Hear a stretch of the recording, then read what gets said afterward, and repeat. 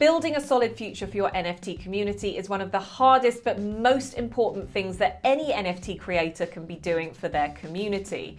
It takes guts, it takes long-term vision, and it takes a lot of learning along the way. Betty from Deadfellaz has created, alongside her husband Syke, one of the most well-respected and most sought-after NFT projects in the space at the moment. And she keeps on delivering for her community time and time again. We've seen not just Roadmap 1, but we've moved into Roadmap 2. We see the expansion of Deadfrenz into the ecosystem as well. And we're seeing the floor price rise like lava. Now, I managed to catch up with Betty to find out just what her secret sauce is, and also to see what other inspiration she can provide to the community. So I hope it helps. Come on, creators, learn and grow.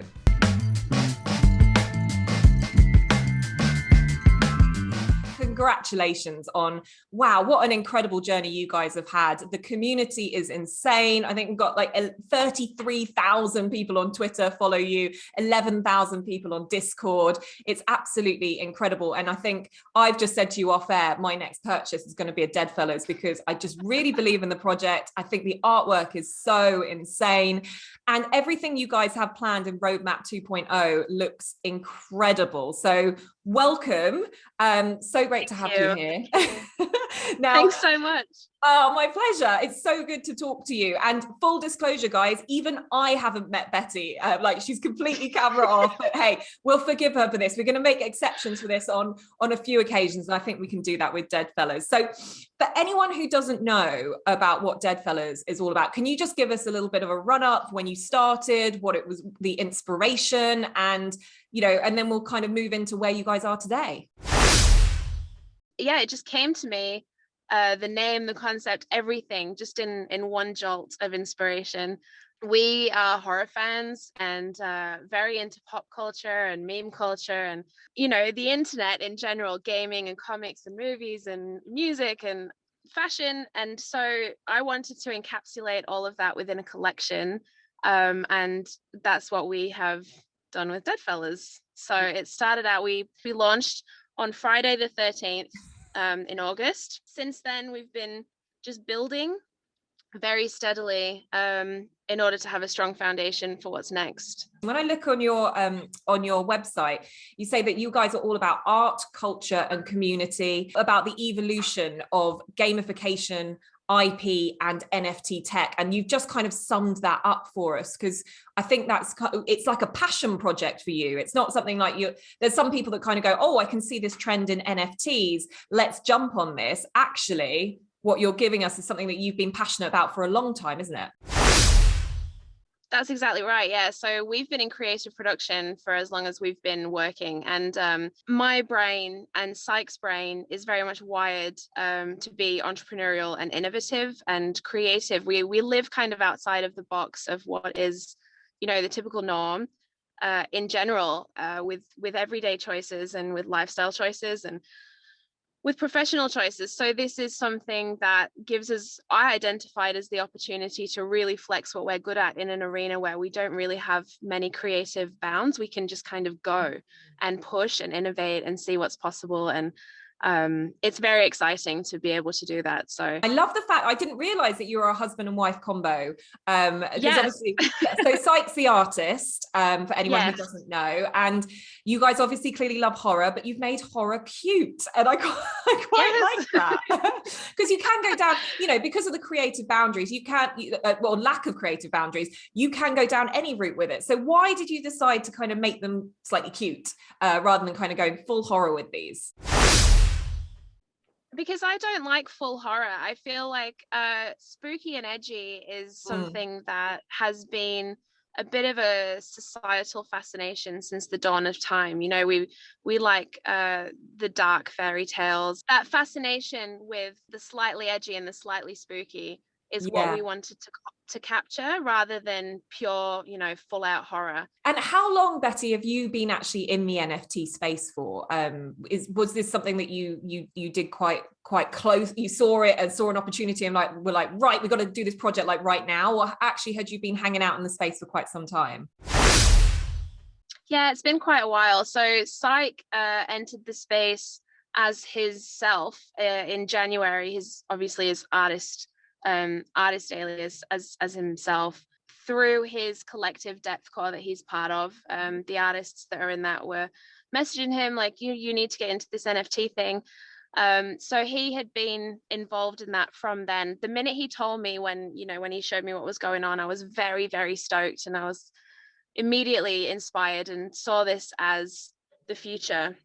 Yeah. Right away. Yeah. But I was actually pretty scared to engage in it at all. So I lurked for many a month, just watching what was going on, learning and kind of absorbing everything. Eventually, it just became too much for me to not engage anymore, and I started. You're describing kind of the reverse of what's happened with myself and my husband. So I jumped into the space really early and was like, oh my God, this is the future. This is incredible. And my husband is a photographer, and it's taken him a few months to kind of get into this, and he's just minted his first stuff, and now he's just like on Twitter Spaces the whole time. He's engaged on Twitter, he's loving it, he's speaking to loads of people, and he's just suddenly gone, oh my goodness, this is the world of creativity, this is where I've always wanted to be with all of this, and why didn't I listen to my wife sooner? It's probably what's it really is that. You sound like, I think when you're in this space and you know what it is and you know what it means and you can see what's happening, it's impossible to not sound slightly erratic while you're talking about it to someone that doesn't understand or know. And actually, let's talk about how good a time people are having. How do you keep this momentum going? What were the kind of, you did so well at launch, you kind of executed roadmap 1. How were you kind of going, okay, what's next? What do we need to do to keep that momentum flying? It was less of that and more of having these large dreams to start off with before we even launched, and knowing that in order to keep the momentum going, it was all about nurturing the community as like an undercurrent to form a foundation for these large, undertakings to be built on top of. So, I mean, the first thing we bought when we launched with the money was Decentraland land. Like, we bought the estate straight away. We love Sandbox, and we are going into Sandbox as well. But Sandbox was in its beta stages, and we weren't sure that it would have the capabilities of what we had planned for it right away. So can you talk a little bit about this phase in Decentraland, what you guys are doing? I mean, we decided that we wanted somewhere for people that held Deadfellaz to kind of immerse themselves completely in the Deadfellaz world. We're very passionate about storytelling, so the story of Deadfellaz and what they're doing in their world is going to be driven through Decentraland as well. It is essentially a metaverse city. It's an entire city. It's got an 8-story mansion. It's got an underground club. It's got stores and hidden bits. And it's very, very cool to me to have thought of this with Psych and, developed all of these ideas, and for these devs to be like, yeah, let's do it. And do we find Betty and Psych on the penthouse at the 8-story mansion? Is that where you guys hang out? We're actually in the club basically all day, every day, listening to Steve Aoki, because it's the best set you've ever heard. Let's talk about that connection with Steve Aoki and how that kind of all came about. What an accolade to have as part of the Deadfellaz community. How did that all start for you? I wanted him to play in the club before we'd even built Decentraland. I knew I wanted him. His embracing of the NFT space as well. I just thought I would love him to be the person that comes in and does this in the club for the first time. And then it just so happened that a friend of mine in the NFT space, who I thought may know him, I was like, hey, just throwing it out there, but do you know Steve Aoki? And he was like, yes. So yeah, that's so they put you in touch. Spoke and you guys not hit it off? Yeah, not directly with Steve, with his team, and we worked on this, and they're wonderful people as well, and completely understood what we were trying to achieve, and so it's been really great. Yeah, it's been wonderful. So let me ask you this: what was the bigger pinch me moment, like selling out on Deadfellaz or getting Steve Aoki in? Getting Steve Aoki in, honestly, might sound a little bit conceited, but I knew we were going to sell out Deadfellaz. I knew it was going to do well. I knew there was nothing like it at the time. There still is nothing like it, like the other projects that I really love so much, I love for who they are. And I think that we're uniquely us. What is it that makes you guys different? What's your USP? What do you think it is that the community just really resonates with, that other projects maybe don't have at this stage? I think that you can see yourself in our project more than in some projects. I think that the way that we've designed the traits is so that, you know, you can look through the collection and be like, that looks like my best friend, or, you know, that looks like Snoop Dogg, or that looks like my mum's sister. You know, you can go through and there is someone for everyone in there. We've done it intentionally so that none of the traits are gendered. They're all just, you know, whatever combination they have come out is who they are, and it's just, yeah, that freedom and representation.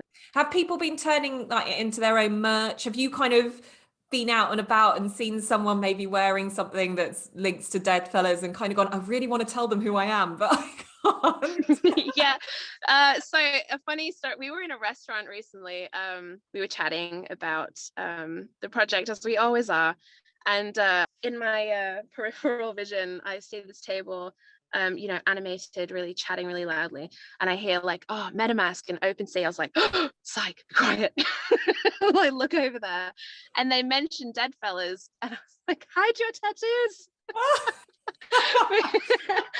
I did not want to be doxxed right then. I just wanted to, you know, eat my spaghetti in peace. But it was a really cool, like, whoa. That must have been a pinch me really in the real world.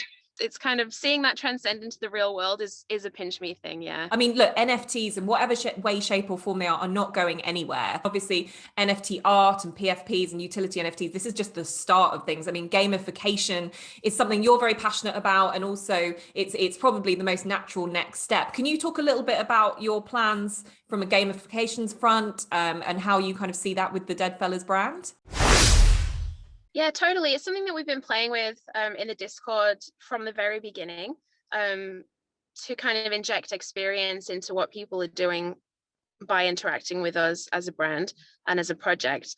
And so the gamification, how we develop on that is not something that I can talk about, but it is going to be centered in our metaverse worlds. So let's have a look at just the roadmap in a little bit more detail. So firstly, your roadmap 1.0, have you got some favorite parts of that you guys delivered that really sort of stood out for you? And then likewise for roadmap 2.0, what are the things that you're most looking forward to delivering on that? My favorite thing and the most impressive thing are two different things, I think, for the first roadmap. My favorite things in the roadmap for the first one, we were just focusing on, as I said, the community building activities. I think that they developed the strength of our brand beyond what I had imagined. So, for example, the art competition that we did, I expected that just to be, you know, a simple art competition.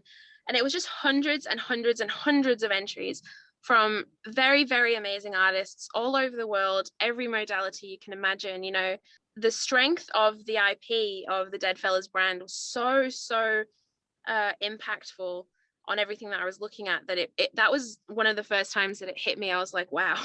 And as far as impressive, I think that developing that Decentraland estate in 11 weeks from launch to now, and having, you know, an A-list headliner is absolutely wild. So I can just hear from your voice just how passionate and excited you are about the future of this, and not just for the future of Deadfellaz, but the technology as well. You must be, you know, so psyched for, I mean, where do you think the future of NFTs is going? What do you think are kind of the next 5 years are going to look like, in your opinion?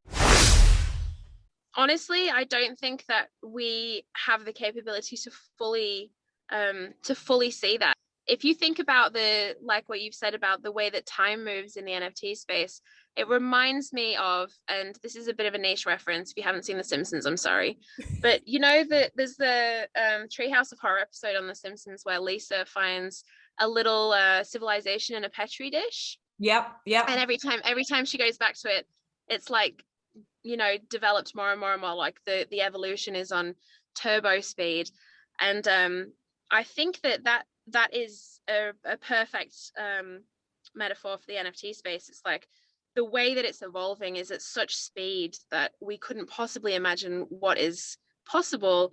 But it is a beautiful thing that artists and creatives are coming together with developers and coders and innovating together, because the beauty of what is going to be made is mind-blowing. So I'm enjoying being one of those creatives. I suppose my next question is actually about you, Betty, and how you directly feel about being a woman in this space. I mean, we're nowhere near the capacity of women in this space. I think in the last couple of months, maybe we've seen more women move into the space and be more passionate about it. I mean, how do you feel being such a as a leader in this space? And that's that is the way we have to call you because of what you've achieved with Deadfellaz.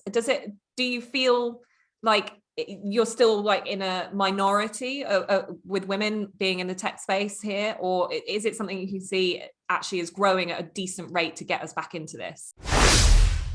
I don't think that it's not growing. I think that it is growing, but I think that there is a bit of a barrier to accept that what holds women back from engaging in this space are the in real life barriers, and the disproportions in women entering tech in the first place, and that sort of thing. And then you've got the culture in crypto in general, because that's a large portion of the NFT space is crypto investors and flipping and day trading, and that is male dominated, and with that comes quite a misogynistic culture I have seen.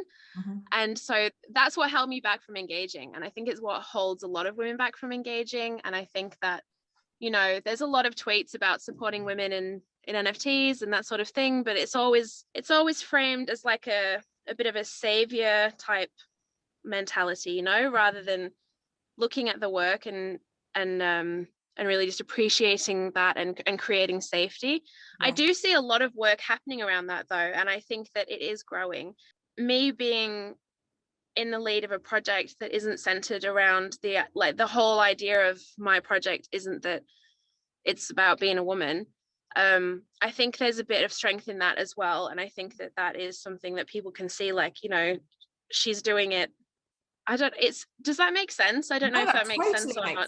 I get it about what you mean about like the whole kind of savior conversation. I think, there's a lot of people banging the drum about more women in the NFT space, which I think is brilliant for awareness, but it's about actually, as women, we need to just show everyone how great we are, because let our work speak for itself, so that gender doesn't actually become the deciding factor. I do think that there's a bit of a thing there though, that as it is unfair that then we have to work twice as hard in order to be seen, so there's pros and cons to it all. And the banging the drum thing, it does annoy me, but at the same time it's so necessary 100% at the moment, because until we get to the point where gender doesn't matter, we do need to work towards that. And in fact all minorities, and it's a big thing.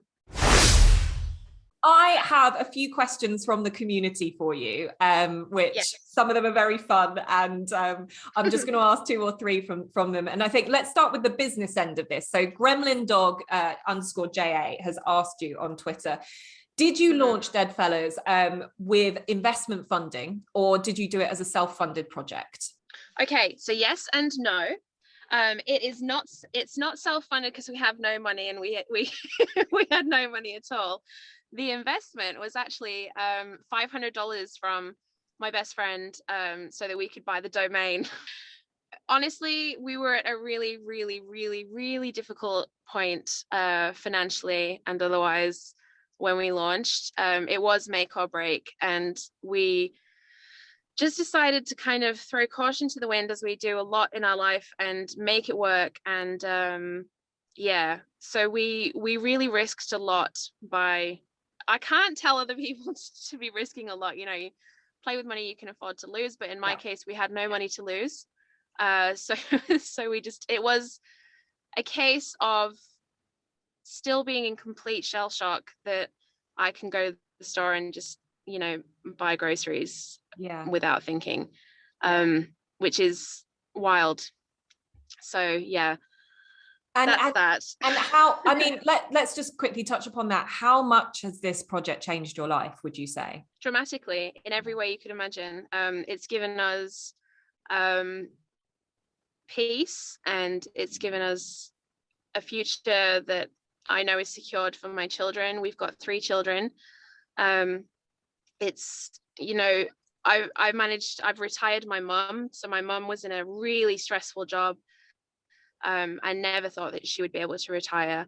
And I've retired her now, and she can, you know, read books and play with the kids and just be stress free. So even just that, I've paid my friends' debts and all sorts of things. So it's not just been me and Psych, it's been really far reaching, the change that has happened. And then even into the community of people that, you know, bought Deadfellaz really early. The stories have been just incredible. We get messages every day. So yeah. Okay, we've got another question for you, slightly more light-hearted one. This comes from Dweebenheimer. What is your favorite horror movie / video game? So the first one, the horror movie, I love lots and lots of horror movies. So there's many that I could talk about.